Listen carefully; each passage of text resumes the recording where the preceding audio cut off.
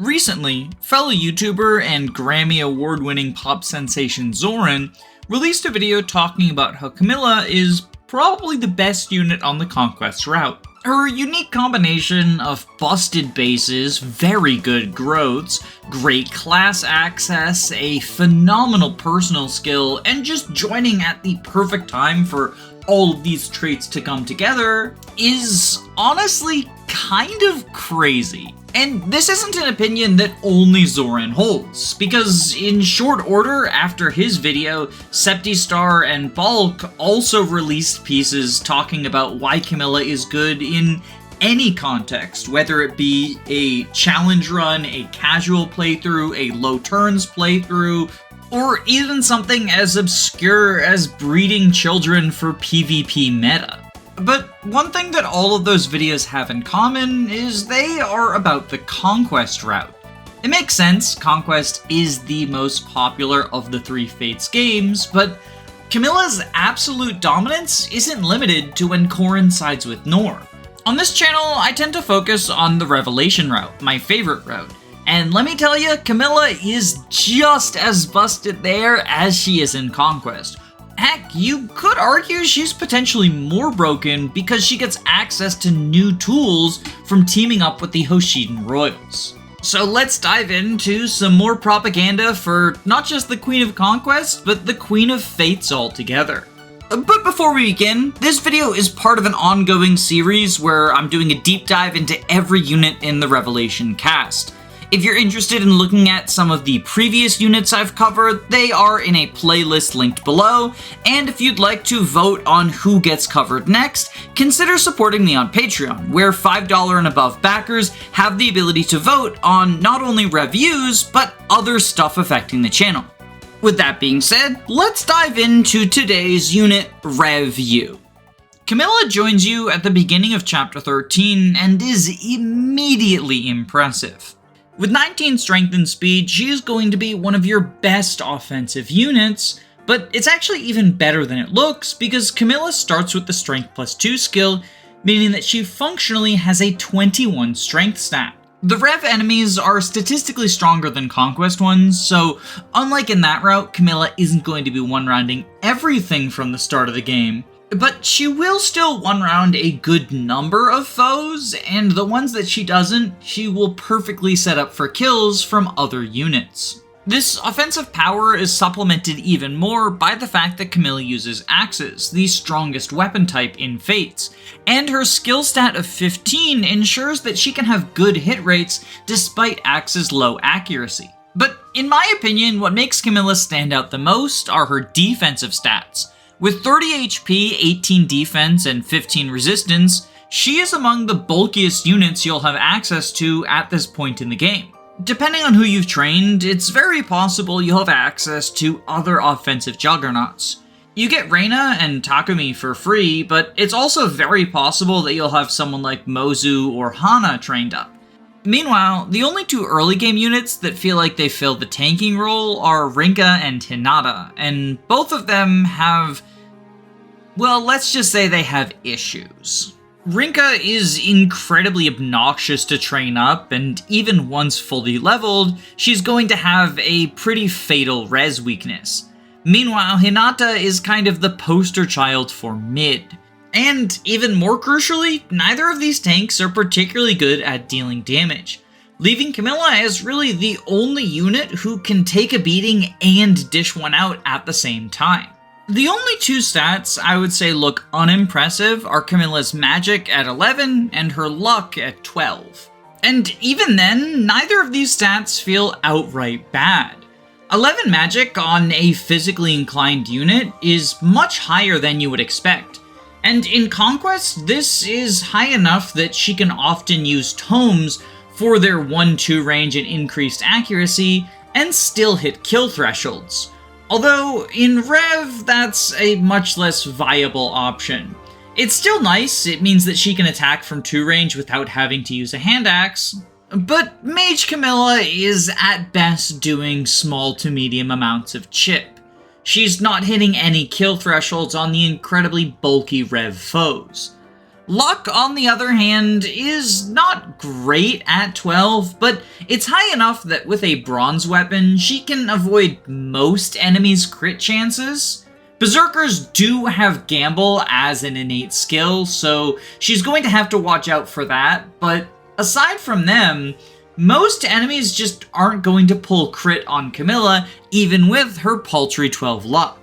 That being said, I do think Camilla is a good candidate for one of the game's goddess icons, especially since her luck growth is an incredibly unimpressive 25% in Malik. But on that topic, you would expect Camilla's growths to be bad since she is an early game pre-promote, but she actually has an incredibly impressive growth spread. 60% in res, speed, and skill, 65% in strength, and an impressive 45% defense growth, alongside 40% in both magic and HP. With these numbers, it's incredibly likely on each level up that Camilla gets multiple stats you care about. And that's good, because it allows her to keep up as enemies scale going into the late game. But Camilla's growth potential is actually even better than you would expect from looking at her. I already went over this in depth in my Reina video, but as a refresher, Fire Emblem Fates' experience is determined not by your displayed level, but by internal level. For unpromoted units, their internal level is equal to their displayed level. However, once you use a Master Seal, your internal level is increased by your displayed level plus 20 divided by 2. So if you promote at level 20, then your internal level is 20 plus 20 divided by 2, or 20. Meanwhile, if you promote at level 10, then your internal level is only 10 plus 20 divided by 2, or 15. This means that units who early promote will gain more experience than those who late promote, but promoting does always cut your experience in the short term.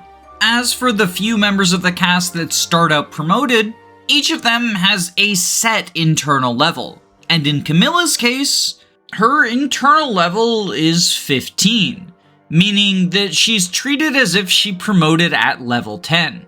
So, as a level 1 promoted unit, she'll gain experience at the same rate that a level 16 unpromoted would.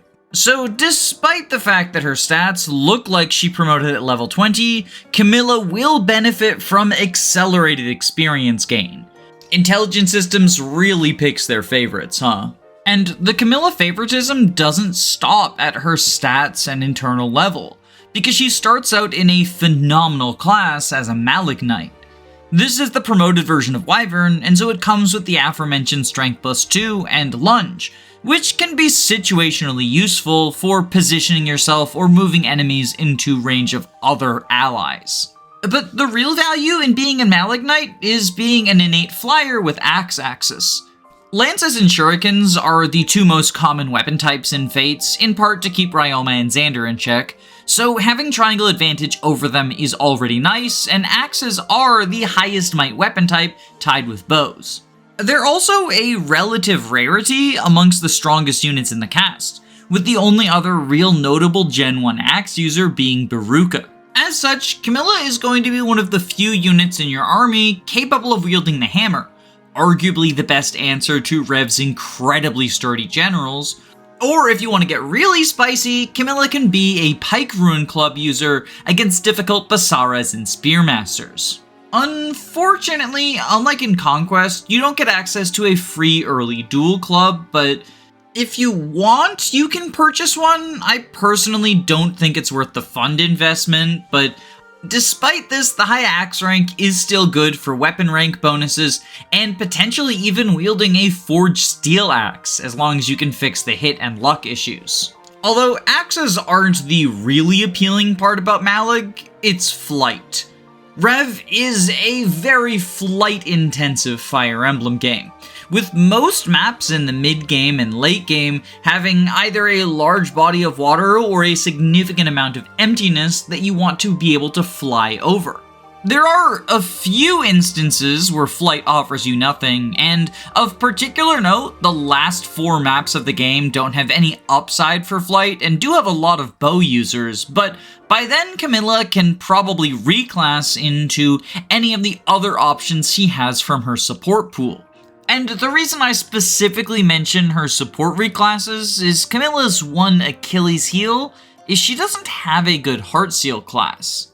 There is always the option to reclass from Malic Knight to Wyvern Lord, which is mostly a strict upgrade. Wyvern is more physically focused, and as I mentioned, tomes aren't all that good on Camilla in Rev, but Malic Knight has better skill access, with both Savage Blow and Trample being very valuable on a unit like Camilla. Meanwhile, Wyvern Lord offers Rally Defense, which you would much prefer on a utility unit than a combat mainstay like Camilla, and Swordbreaker, which is pretty good, because Swordmasters are one of the dodgiest enemies in the late game, but it's a level 15 promoted skill, so it comes quite late, and I'm not sure that I would spend a Heart Seal just for Swordbreaker. Although, admittedly, that is a more appealing prospect than spending a Heart Seal on Camilla's other class, the Dark Mage line. You can go either Sorcerer or Dark Knight, but as I mentioned, Magical Camilla just isn't a thing in Rev, so Sorcerer is kind of off the table. It's not even worth dipping for Tomebreaker. Dark Knight, on the other hand, is often a surprisingly decent class for physical units. It would end up giving Camilla swords, which is a worse weapon type than axes for quite a few reasons, and one that she doesn't have a native rank in. But honestly, with her stats, she could probably make it work short term if you're just dipping to grab some skills. And in particular, Heartseeker is very appealing, because without Corrin, Camilla is the earliest opportunity to get this very valuable skill. For the uninitiated, Heartseeker reduces adjacent enemy avoid by 20, which not only is a passive accuracy boost to Camilla, but can be used with clever positioning in order to also bolster the hit rates of many of your allies. And since this would only require 1 level instead of 14, it's online much sooner than Swordbreaker is. So for some of the difficult, dodgy enemies of the mid-game, this is quite the valuable tool.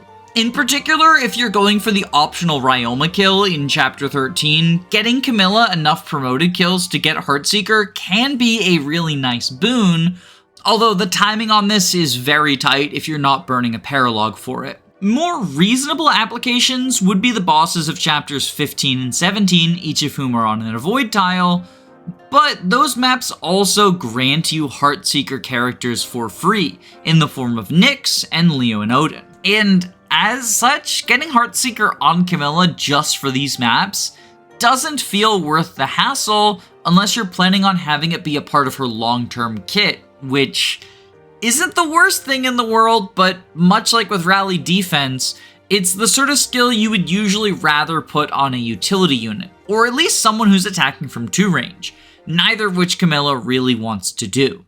Thankfully, Camilla is really good at building supports, both because her support pool is very varied, and because she has a personal skill that benefits anyone fighting next to her, Rose's Thorns.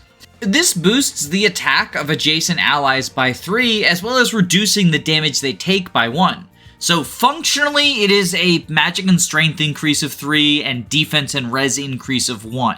And 3 damage is a very nice boost, especially when you consider that in its hack stance, Camilla will be landing a strong dual strike to help supplement the attacks of her friends. As such, unlike with Rally Defense and Heartseeker, this is the sort of utility skill that Camilla can leverage without sacrificing her own combat role, especially since many of the units Camilla wants to build supports with really appreciate an attack stance Rose's Thorns. Chief among them, her 2 retainers, Selena and Baruka. In a previous video, I talked about Selena's potential builds and went over the Rallybot potential she has, as one of the few Gen 1 characters with access to 4 different rallies. You may recall that my biggest issue with the build is the difficulty of training Selena through those promoted classes, as her instant promoted stats are not really up to the task of killing enemies.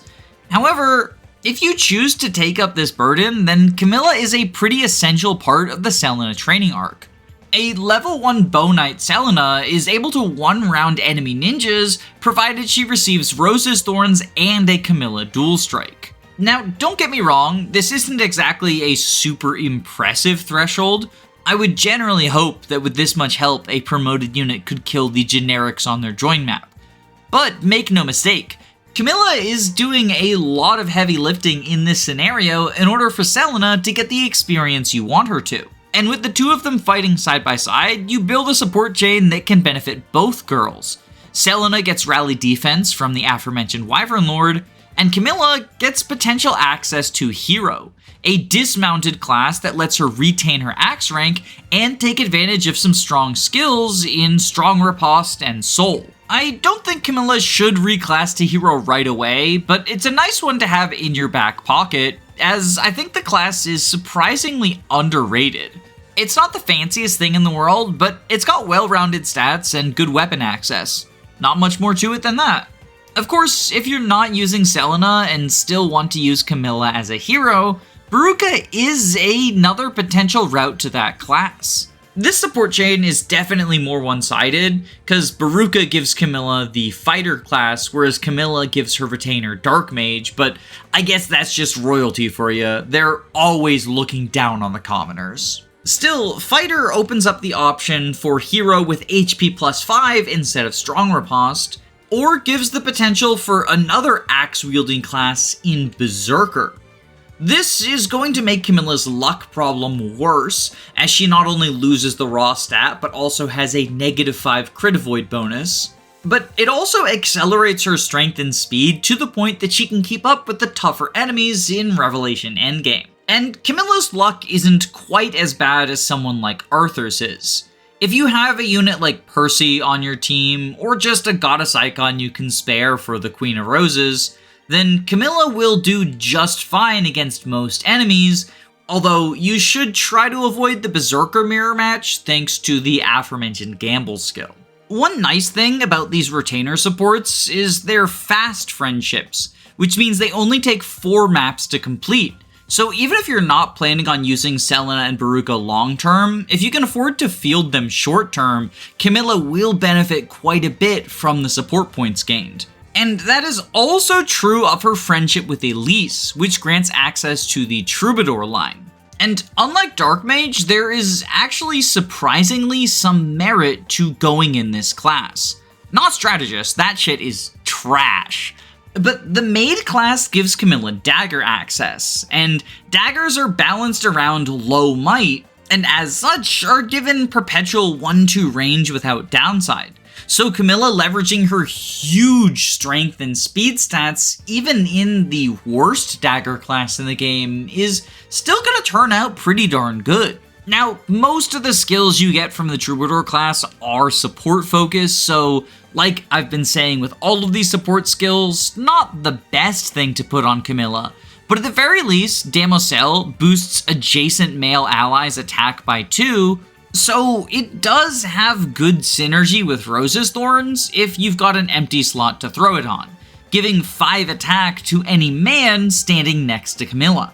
And on that topic, I should probably talk about Camilla's marriage options, because there are a lot of men who want to have sex with her. And also some of the characters in Fire Emblem Fates would like to do that too. As a Norian woman, Camilla can marry any of the conquest males. And because she offers the Wyvern class, basically any of them would appreciate her S support. Even Odin, who is a magical unit, can benefit from access to the Mallard class. Although, Camilla doesn't really care for Dark Mage since she already has it and doesn't want it, so this marriage would purely be for the benefit of Odin Dark. Camilla also passes her phenomenal stats down to whatever child she has, making her one of the best mothers in the game, if not just the best mom. As a result of this, no matter who Camilla marries, both her spouse and her child will benefit greatly.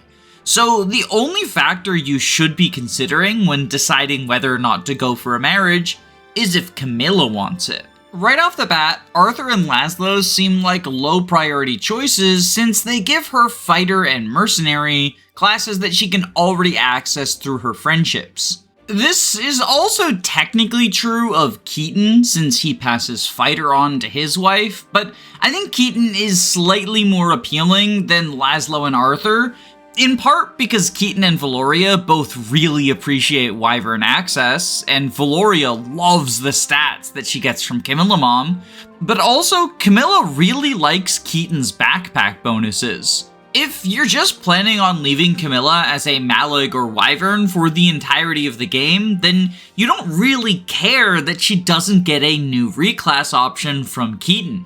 And as such, the bonuses he provides and the strength she gives to Valoria are definitely worth doubling up on Fighter. In a similar vein, while Jacob gives Maid, which Camilla can get through her Elise friendship, I think there are benefits to having Camilla marry Jacob, simply because Revelise is kind of awful, and so you might not want to field her long enough to get the required friendship points. Meanwhile, Jacob is a phenomenal character given the proper investment. And unlike Elise, he actually benefits from Wyvern access since he doesn't have it in his native kit. And his status as a promoted unit that gains unpromoted EXP means he can really benefit from quick access to the powerful level 15 skills of either Trample or Swordbreaker. Of course, if you're having Camilla marry for Shuriken access, then Kaze is also worth considering, since he gives the Ninja class, definitely the better of the two knife options. Ninja itself offers a couple of useful skills.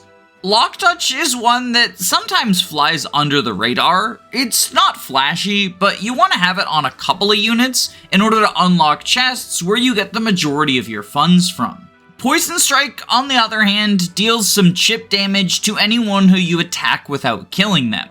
This combos nicely with Savage Blow, which Camilla can get from Malignite, but honestly, in Camilla's case, there's not too many enemies she's going to be attacking and not killing. The biggest thing I can come up with is the really bulky late game units like Generals and Oni Chieftain, but on all of the other enemies, Camilla is usually going to be scoring a 1-round or close enough that the Poison Strike damage doesn't matter.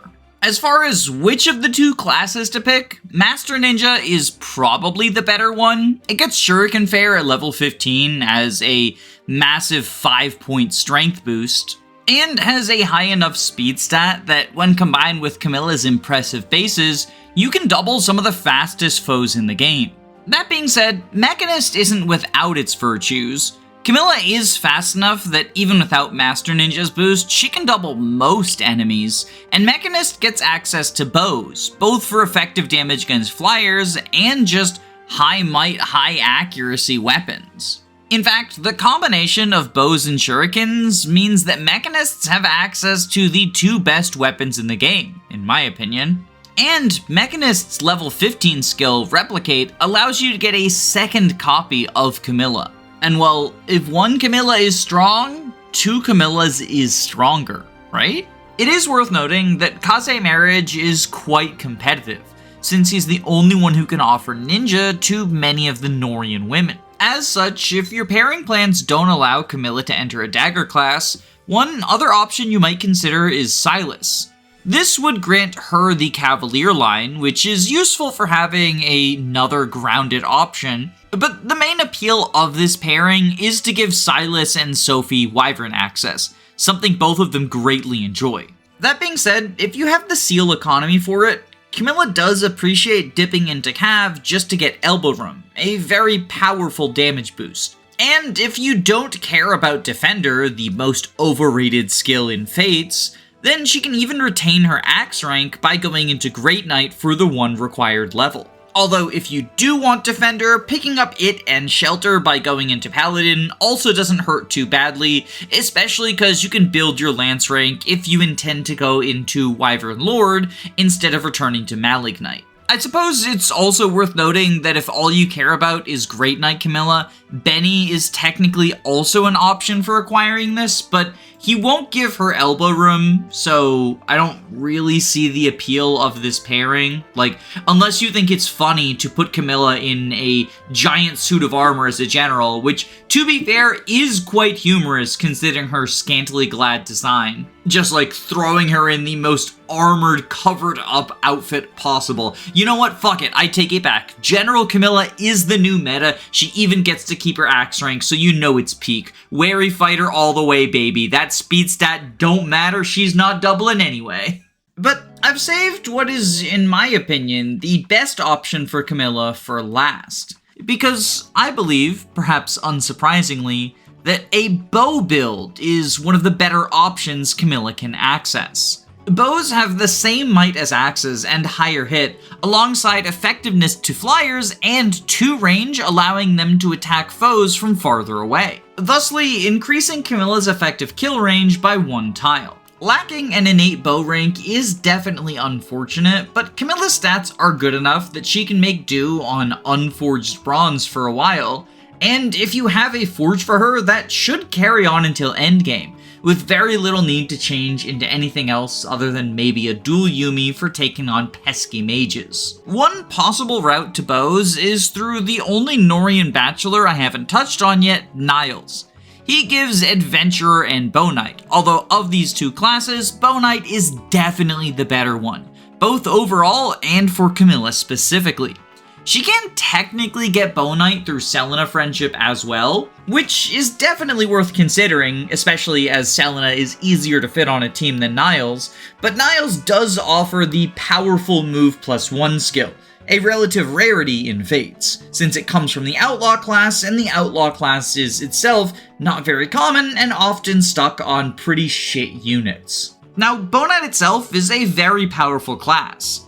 It's got well-rounded stats, and its 8 move alongside with bows gives it an effective attack range of 10 tiles before any other movement modifiers. But Bow Knight isn't the main reason I think a bow-based Camilla is so good. For that, we have to talk about her Hoshiden support options. In Rev, all of the royals were given cross-route supports with each other, so Camilla can friendship Hinoka, who is her equivalent, and marry Takumi and Ryoma, who are the 2 male Hoshidens. She doesn't have any supports with Sakura, but honestly she doesn't need them.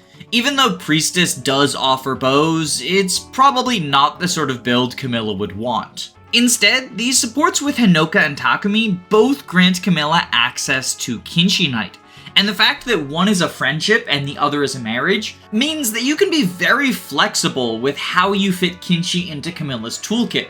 For example, if you are having her marry Silas because you want to have a dominant Wyvern Sophie, then you still have the option of grabbing Kinshi Knight through Sky Knight with Hinoka's friendship. Inversely, if you're already pursuing the Selena friendship so that you can make her into a Rallybot, then you might as well save time and turn Camilla into a Bow Knight through that, and then have her marry Takumi in order to get access to the Archer class line, which not only grants her access to Kinshi, but also the Sniper class and the very powerful skill Quick Draw, which is a +4 damage boost on player phase. Personally, I think the Takumi marriage is probably the best path for Camilla, and honestly one of the best pairings you have access to in the Revelation route, but I think it's worth acknowledging that regardless of your marriage plans, you do always have the option of grabbing Kinshi through Hinoka friendship, meaning that Camilla has a very flexible route to one of the best classes in the game. Because yes, Kinshi combines all of the upsides of flight with all of the upsides of bow access. The main downside associated with it is its class bases are not particularly good, but somehow I think a unit with Camilla's stats will make do. The ideal pathing is to go Kinshi Knight as soon as you unlock the class, and then maintain it throughout most of Vala, only reclassing to either Sniper or Bow Knight once you reach the indoor portion of the game where flight is no longer necessary. It's a fairly standard recipe for success that most units in Rev can follow. But I would like to take a moment to talk about the Camilla-Takumi pairing, and why I think it is so good. And for that, I do have to briefly talk about Takumi. I will go more in depth on Fates' only male archer when he gets his own unit review, but As an overview, Takumi joins as a level 11 archer right after you clear Chapter 10. His most impressive stat is skill, at a base of 17, although functionally 19 since he starts with the skill plus 2 skill. And this is like the 6th take of me saying that because skill plus 2 skill just is never going to sound normal. He also has an honestly decent strength base of 13, although his attack power is elevated from decent to quite good through the combination of Quick Draw, Fujin-Yumi, and his personal skill competitive, which gives him a plus 3 damage boost. The 2 skills alone give him a functional strength stat of 20, which means with the Fujin-Yumi he has an attack of 34. It's an impressively high damage number, but one that Takumi kind of needs because his speed stat is pretty shaky. It's a base of 11, and while this is Fate, so you can always use some boosting tools to push that further, Takumi is still going to struggle to double fast dagger units, which is a shame because killing fast dagger units is kind of the ideal job for a bow user. The point is, Takumi wants to score one-shots, and in order to score one-shots, he kind of needs to activate competitive. And this presents a bit of a problem because competitive is activated by supporting a higher or equal leveled unit, and Takumi starts at level 11. Meaning he's going to be a higher level than a lot of his potential support partners. His 2 retainers both start at level 10, and it's likely a good number of the other units in your army will also be a lower level than Takumi at his join time. But thankfully, there are a few who are virtually guaranteed to outlevel him, specifically Corrin, Azura, your first servant, and Camilla. Now, these are all potentially good pairings for Takumi, but again, I'll get into that in Takumi's own video. But these are also all units you don't really want on backpack duty. And as a result of this, combined with Takumi's difficulty in doubling foes, Takumi often finds himself fighting with his support partner in attack stance. This itself is usually enough to guarantee a one-shot on a large number of generics. In fact, there's quite a few kill thresholds in Chapter 11 and 12 that Takumi reaches with an Azura dual strike. But Camilla in particular offers the benefits of Rose's Thorns and incredibly strong dual strikes, which means that Takumi can go from killing most enemies on the map in one shot to killing every enemy on the map in one shot. And all the while, he's providing an amazing class to a powerful unit who really benefits from it. But that's not the only thing that makes me recommend the Camilla-Takumi pairing, because Takumi is in a similar, if less dire, situation than Tsubaki, where oftentimes he can be very useful during the mid-game stretch, and then depending on level ups, you might want to bench him in favor of his son. Kiragi often feels like everything Takumi is not. He's got advantages in both strength and speed, and while he has a slight skill deficit, it doesn't really impact his accuracy since he joins at the point in the game where tools like Certain Blow and the Dual Yumi are easily accessible. I don't think it would be fair to call him strictly better than his father, since the absence of Fujin-Yumi and a significantly worse personal skill are noticeable deficits on his part. But at the same time, Takumi really lives or dies by those early level ups, and if you end up getting stat screwed with him, having the insurance policy of a Kiragi with major Camilla blood is a surefire way to ensure you have a powerful sniper to kill Inankos with. As such, pairing these royals up not only benefits you in the mid game, but also sets you up for a much easier late game. I know a lot of people complain about how pairing royals with each other gives you one less Dragon Vein user, but honestly, the Dragon Veins are not as essential as a lot of people make them out to be. As long as you have a couple of Dragon Vein users, I think you'll be fine. And while we're on the topic of crossbreeding royals, I guess I should talk about Camilla's other potential Hoshiden hubby, Ryoma. I like this pairing a lot less, but it does have its upsides.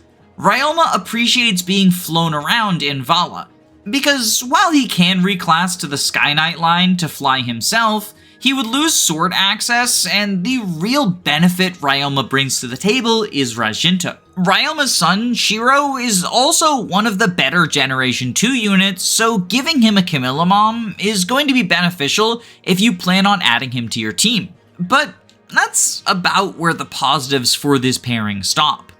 Camilla doesn't really care for Swordmaster reclass. Swordmaster is actually one of the weaker classes in the game, but Xander and Ryoma appreciate getting it since they have magical swords.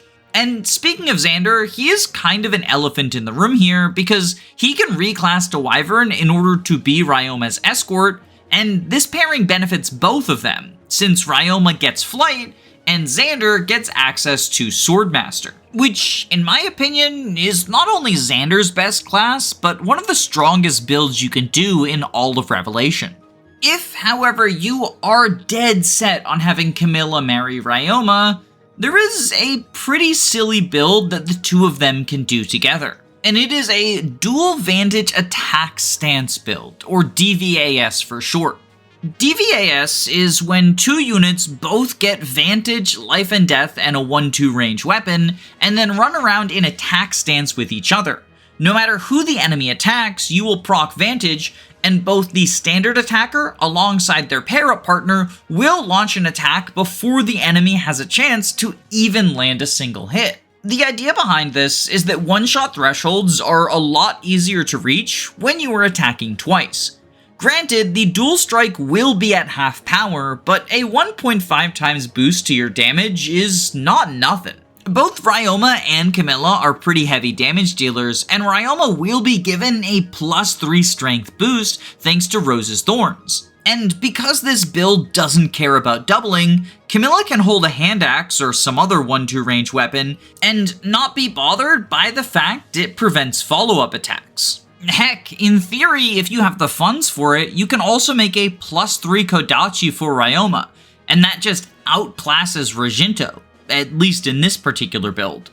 DVAS strategies are not exactly something I would call meta, and you can usually find better jobs for both Camilla and Ryoma to do, but if you're looking for something silly, this is certainly an off-meta option, and definitely a more interesting direction to take Corrin's oldest sister. On that topic, I want to go over a couple of other meme builds Camilla can access. You'll notice I didn't really give any build recommendations throughout the rest of the video, and part of that is because Camilla doesn't really have builds so much as using straightforwardly good stats in generically good classes. Like, taking Camilla's good stats and putting them in Kinshi is kind of a no-brainer. Similarly, I wouldn't exactly call her passing Wyvern onto Silas while benefiting from the immense pair-up bonuses of Great Knight to be complex enough to qualify as a build.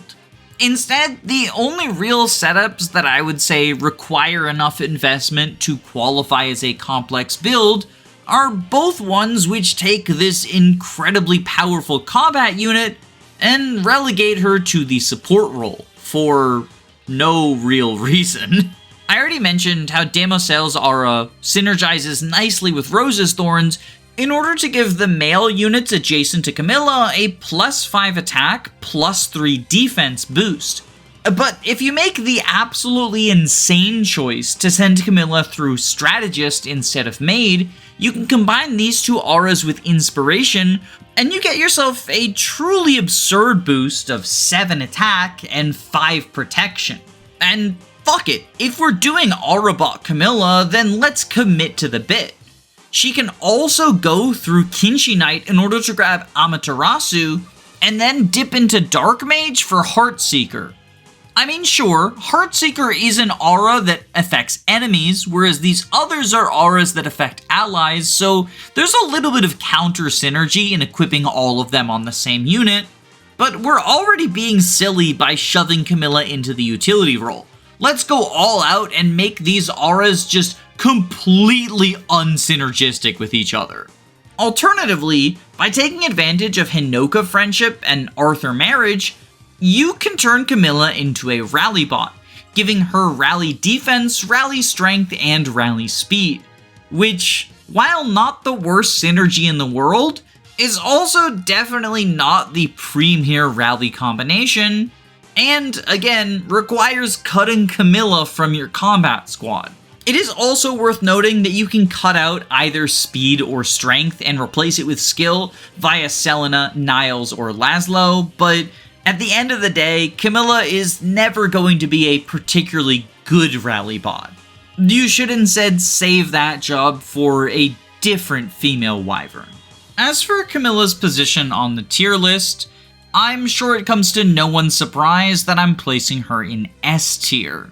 I also have her above Reyna, a similarly powerful pre-promoted flyer, because while Reyna joins 2 maps earlier and has slightly better offensive bases, I think the flexibility Camilla has through access to the support system, alongside her notably better bulk, has her slightly edging out Reyna in the long term. That being said, I'm not trying to pit 2 bad bitches against each other.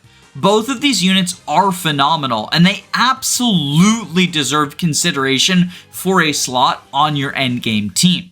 I think in most playthroughs where you're not doing a self-imposed challenge, you're going to want to use them alongside each other.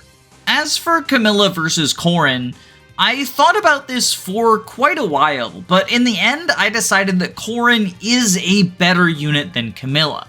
Corrin is, of course, around the entirety of the game, and is more customizable than her older sister. And because of the way that Rev's first few chapters work, Corrin also has a significant level lead over most of her peers. I think that early promoting Corrin and turning them into a pseudo-Jagan for the early game is a huge boon, and brings a little bit more to the game than Camilla does. I would definitely understand the perspective of someone who disagrees and thinks that Rev Camilla is better than Rev Corrin, but I think it's going to be really hard to unseat the Avatar from that top spot. In fact, at this point, the only unit who really has a chance of doing it is Azura. But I guess that's a topic for a different time.